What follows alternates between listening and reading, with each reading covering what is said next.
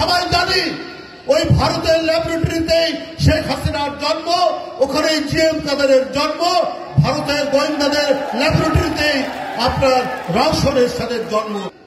কারা তাদেরকে গুম করেছে, কারা তাদেরকে অদৃশ্য করেছে, তাদের দোসররা আপনার প্রশাসনেও আছে। উপরের দিকে দুই একটা পরিবর্তন হতে পারে, কিন্তু ভেতরে এখনো অনেক লোক রয়ে গেছে।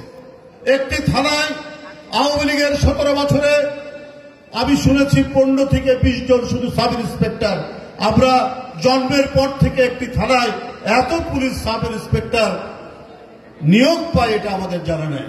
কিন্তু ছাত্রলীগ বেছে, আওয়ামী লীগ বেছে, যুবলীগ বেছে, কাদেরকে রিক্রুট করা যায় এই 17 বছর রিক্রুট করেছে।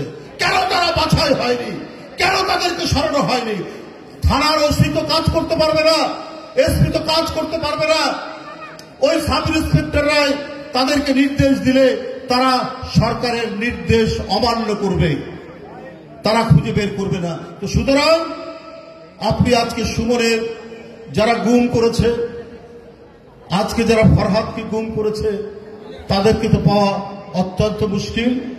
আজকে হাসিনার দোসর জিএম কাদের, উনি বলেন আওয়ামী লীগ আর জাতীয় পার্টি মিলে নাকি তাদের পক্ষে জনগণ 50%। এই কথা বলার সুযোগ পায় কি করে জিএম কাদেররা?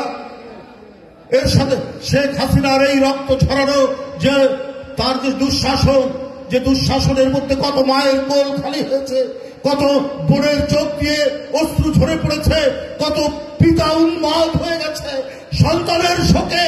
এই 17 বছরের এই নির্মম শাসনকে যারা বৈধতা দিয়েছে, তারা এরশাদ আর এরশাদের ভাই, এরশাদের স্ত্রী, তারা আজকে গলা বের করে উঁচু গলায় কথা বলছে কিভাবে?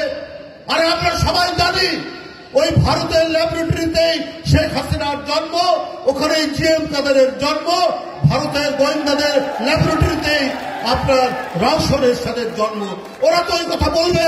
এখন ঘাপটি বেড়ে থাকলেও তারা যে কোনো মুহূর্তে সেই তাদের বিষাক্ত ফোনা ছবল দিবে।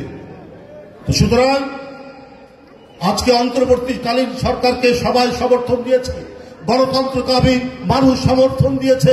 যার সন্তানকে শেখ হাসিনা গুলি করে হত্যা করেছে, তার বাবা মা আত্মীয় স্বজন সবাই সমর্থন দিয়েছে। আপনাদের কাজ কি শুধুমাত্র